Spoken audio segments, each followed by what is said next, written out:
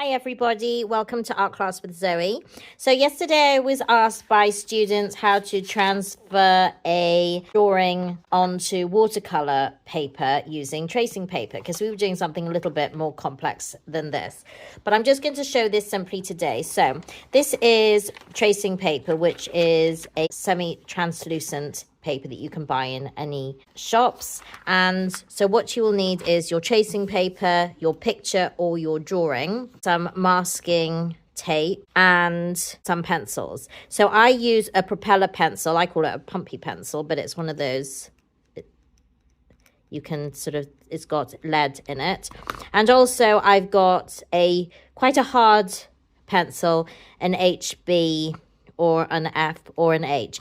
If you don't have one of these, then you should get a 2B out as well. And also a board. So I'm using the back of a sketch pad so I can stick this on so it doesn't move. So what you want to do is stick your drawing onto the board so it doesn't move. Then take your tracing paper, make sure it covers the whole picture that you need, and you stick that on, but you don't stick it onto the board. You just stick the tracing paper onto the drawing or picture. And then you're going to take your propeller pencil. The reason why I'm using this is because it has a fine point that doesn't need sharpening, and so you want this to be as accurate as possible. And then you're going to trace around or draw around the picture that you want transferred onto your watercolor paper or whatever. This won't go onto canvas or other. It'll have to be drawing paper or watercolor paper or pastel paper. When you're drawing, tracing this over, because we're doing quite a complex drawing of a person with a headdress, for example, what I have said is they just need to trace out the features of the portrait. They don't have to do all the details in the headdress. You do want some artistic license. And really, tracing is just to make sure that you've got the proportions right. It's just an anchor. So really do as little as possible. So bearing in mind we've just got these berries, you pretty much know where to do this. You can put in one or two to get to know what size you're looking for, but the rest, and you want to put in these twigs as well, but the rest you can use to artistic license. So when you're tracing something out, you don't have to do all of it. So you're just doing the main features. Also, I will show you another good trick. Excuse me while I'm holding this by hand, but it's a bit awkward to film and to do this. Another good trick is if you can't see certain features. So you see his little face, that's really dark, and I couldn't see where his eye was. But if you hold it against the window with a light coming through, it acts like a light box. I mean, you might have a light box at home, but if you don't, you can take your pencil, and now can you see that?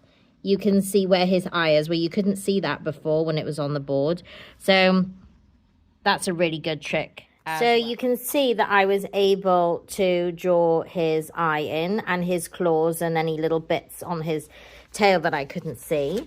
Then when you finish the tracing, I'm going to take that tape off. You can reuse this masking tape. If you're just doing a photocopy, any plain bits of paper, the rough piece of paper, like a piece of file paper or whatever.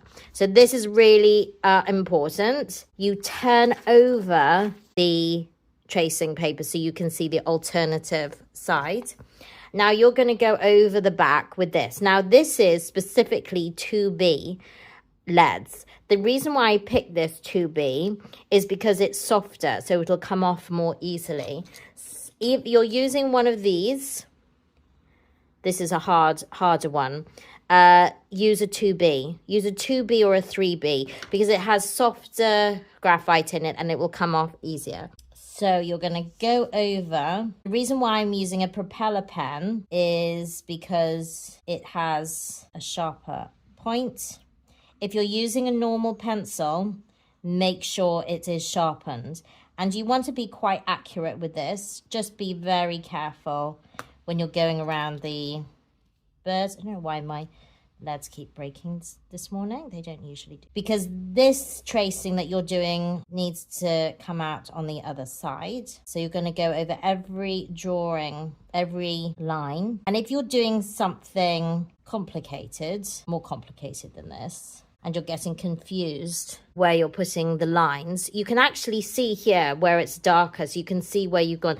You can either just put a tiny little line across to say, yes, this is what I've done. Or if you lift it up to the light, I don't know if I can do it on this, you will see a slight shine and a difference with the pen, so you don't get too lost. So we're just going to go over, I'm not being too careful with these berries and stuff.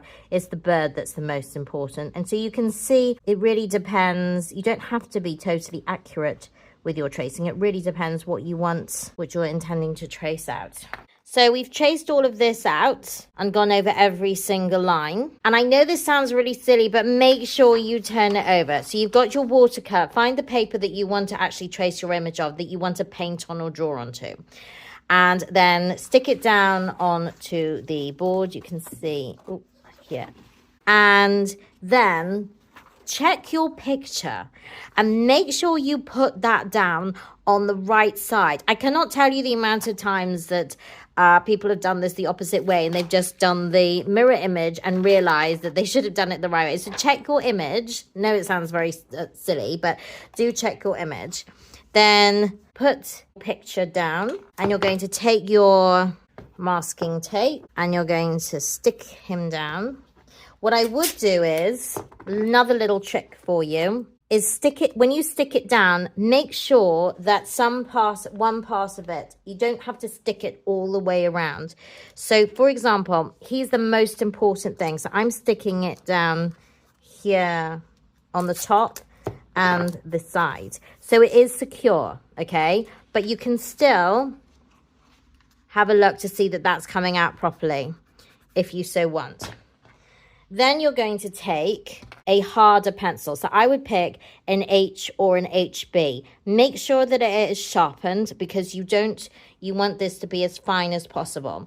Do not use this. It'll just break because you've got to use some pressure. What I would say is there are rules of thought that you see basically in school. A lot of people, instead of going, they just will tell you to do this and just to cover the whole lot.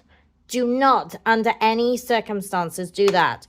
And why is that, do you ask yourself? Well, watercolor paper is really, it can be robust when you're painting on it, but it is delicate. So you've got if you look at a cross-section paper, not watercolor paper, you'll see that there are bumps on it. If you were to press hard on this, and this is why actually it's quite good to transfer a drawing onto watercolor paper, because if you actually draw onto this, you use your rubber. And so what happens to these bumps? It gets flatter and flatter, and then you lose the texture on your watercolor paper. It's the same thing with tracing paper. If you were to go over all of this with a really, really hard pencil, you're going to get areas of the paper that are really, really flat, and you're going to ruin the quality of that watercolor paper. If you take a fairly hard, not too hard, HB with a fine point, and then you go over it, then you'll have a much finer drawing, and you will retain the quality of your paper. And also by leaving this flap up, you can see that is coming out here. So you can see the little bird. You don't want to dig into it also, because you don't want grooves in the paper, but just firmly go over it. As long as you've got guidance of the drawing, then you can go over it afterwards. Again, you can check, and look, there he is. He's coming out. Really, what I suggest is you use this for guidance. You can use this we've used this on a photograph today, but you can actually use this on a drawing. So if you've got a lovely drawing, then you can actually use that, and it's still retaining the quality of your drawing. You can see this here, and there we go. So you can peel that off, and your little bird is ready to draw. So hopefully that was useful to you. And if you'd like to subscribe for more videos, follow Art Class with Zoe, and you can actually see this little bird, the watercolor bird that I did in my other videos, if you'd like to check that out as well. Don't forget to like, subscribe, and please comment and ask any questions below.